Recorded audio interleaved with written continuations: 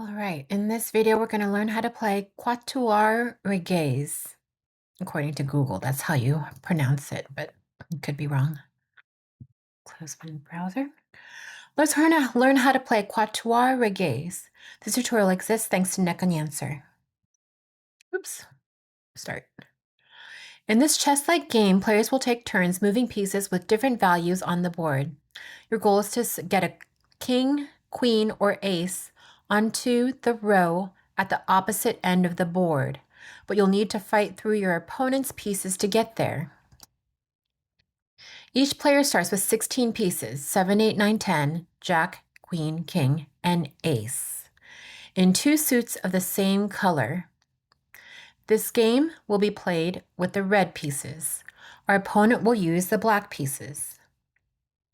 Before the game starts, each player must secretly arrange all their pieces on their side of the board. There are only two restrictions for piece placement. Each player can only use the first 6 rows on their side. Ours is at the bottom. Pieces cannot be stacked on top of each other. The first 6 rows. 5, 6, okay. When you play a real game, you'll see a randomize button at the top of the screen. You must secretly place pieces, randomize, display pieces. This button will not actually shuffle your pieces around. Instead, it will present you with one of several recommended arrangements. You can then tweak the arrangement as you like or randomize again. This tutorial will use one of the recommended arrangements. I hope you haven't clicked on any of the green squares at the bottom. If you have, press F5 to refresh. Then press the spacebar repeatedly until you see all the pieces fly onto the board. Oh, I hope so. Okay. All right. Okay, both players have confirmed their deployment, so we're ready to start. The red player always starts. That's us. On our first turn, we must select one piece and move it. Okay. Before we move a piece, I better explain how movement works. Each piece has a different movement range depending on its rank. 8s can move 4 spaces. 7 and 9s can move 3 spaces. And all other pieces can only move 2 spaces. So 8 can move 4, 7 and 9 can move 3. And then everyone else can only move 2. Okay. Though they have different ranges, all pieces move the same way. We'll use the king diamond as an example. Select the king diamond and then continue. Okay, continue. Oh, good, it shows us. You should be able to see a green dotted area showing you where king diamond can move to. As you can see, all pieces can move in any direction and do not have to move in straight lines. In addition, pieces cannot move onto allied pieces, nor they can jump over pieces. Next, click on Cancel at the top to deselect the king. Select the 9 of diamonds instead, then continue. So cancel the 9. So that's got some yellow. Remember, 9s have a movement of range of 3 spaces. You should be able to see a green dotted area and a yellow striped area. Both areas indicate valid movements. However, yellow stripes indicate danger. Those spaces are in range of enemy pieces that are capable of capturing our piece. All right, let's move a piece now. Let's cancel to deselect the 9 of diamonds. Select the ace of hearts. Move it upright 2 spaces between the queen and the 9. So I think up to 1, 2, diagonal. Okay, confirm. Okay, they moved a spade. That is a clover. I forget. Club. That's what it is, club. Their other move must be with a spade. Yikes, they're getting right up in our face, aren't they? Oh, yeah, they're right up front. Our opponent actually made some intentionally bad moves to help us learn. Isn't that nice of them? Again, we can move 2 spaces now, 1 diamond and 1 heart. Note that some of our pieces are now outlined in yellow. If we don't do something, our opponent will be able to attack and capture them. So yellow is danger. So how does capturing work? Well, like chess, we just have to move a piece onto an opponent's piece. But unlike chess, we can't use just any piece to capture something. Let's focus on numbers first. Each number piece can capture any piece with a lower number. any number with a lower number. For example, our 10 can capture our opponent's 9. That seems like a good move here. Select our 10 onto their 9, 9 of spades. Okay, great. The capture piece was moved off the board. Royal pieces capture a little differently than numbers do.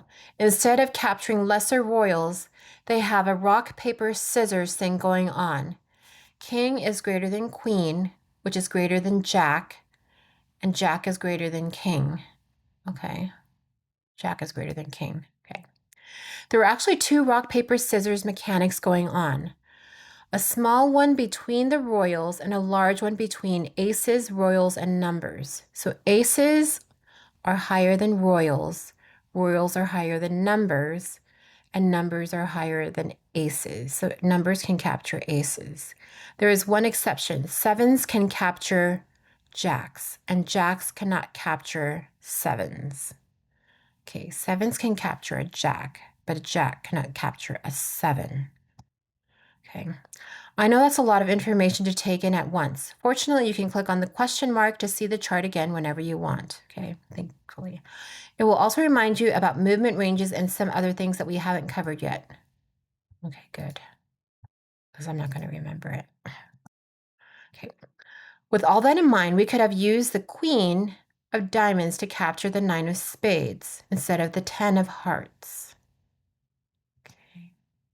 Next, let's consider an opponent's queen of clubs.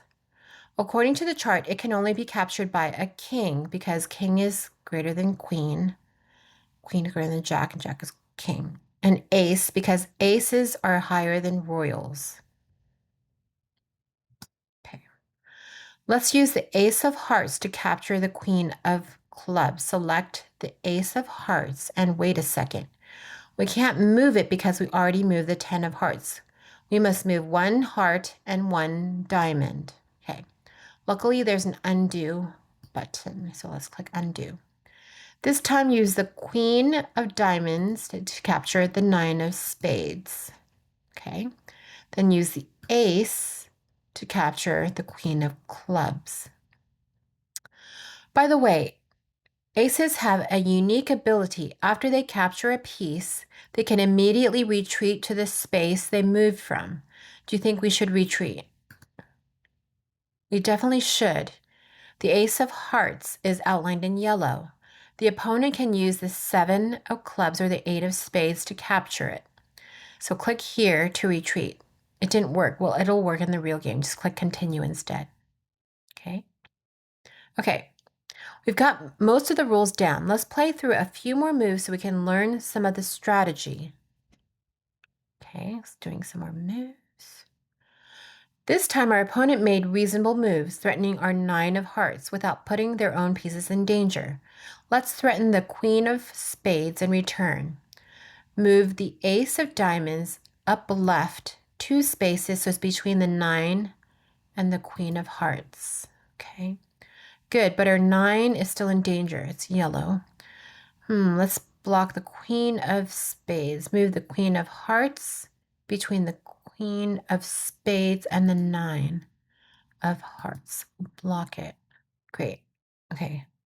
Great. We protected the 9 of hearts and we're threatening a queen of spades with the ace of diamonds right there. Let's see how our opponent responds. Okay, they're moving it back. Okay. They retreated with the queen of spades and moved the 9 of clubs to threaten our ace of hearts, or ace of diamonds. But that move was short-sighted. We can simply block with the jack of hearts. Okay, move the jack of hearts so that protects the ace. Let me double check. Jack. Okay.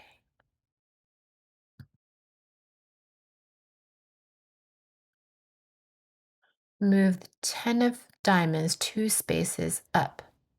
Which way is up? Here? No.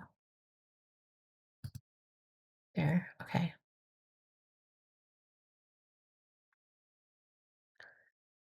Our opponent had no choice but to retreat again. If we continue in this fashion, threatening the opponent's pieces, protecting our own, and pushing forward all the while, we'll achieve victory in no time. Remember, to do that, we have to get a queen, king, or ace onto the last row. There are just a couple more things to explain. Have you noticed that both players' kings have been staying back? If a king is captured, all of that player's pieces of the same suit, except the ace, will freeze. Oh, that's tricky.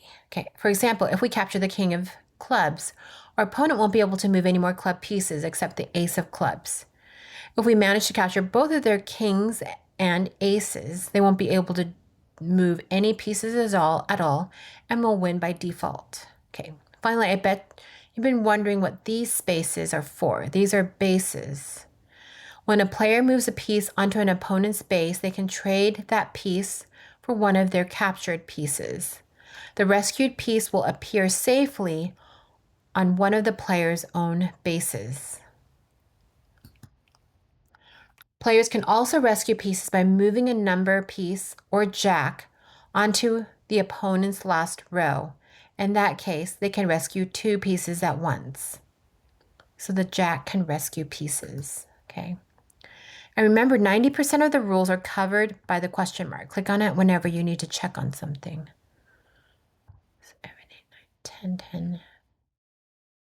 Okay, king, queen, jack. That's how many they can move. Okay.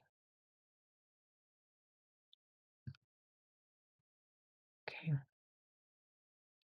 Thank you for playing through this tutorial for Quattuor Reges. If you have any questions or comments about the tutorial, feel free to send Nick an answer a message. So big thank yous go out to Gauthier Forcade for designing the game and Xiao Mao 1298 for bringing it to BGA. Have fun. Good. Thanks for watching.